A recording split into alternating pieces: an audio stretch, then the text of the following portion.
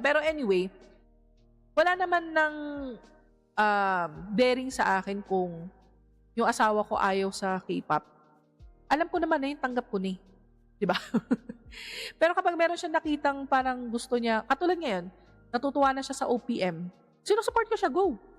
Gusto mo pumunta sa Five Sauce? Ay, ano ba yun? Ano ba pangalan nung ano? Four Shades of Spade? Ano ba? Four Speeds of Shade? Ano? Hindi ko alam. Basta parang ganon. Shade of... Ease of... Uy, grabe, nahalata yung edad. I got a new life. You could hardly recognize me. I'm so glad. I saw the sign. Talaga lang. Four of Spade. Ayan, Four of Spade.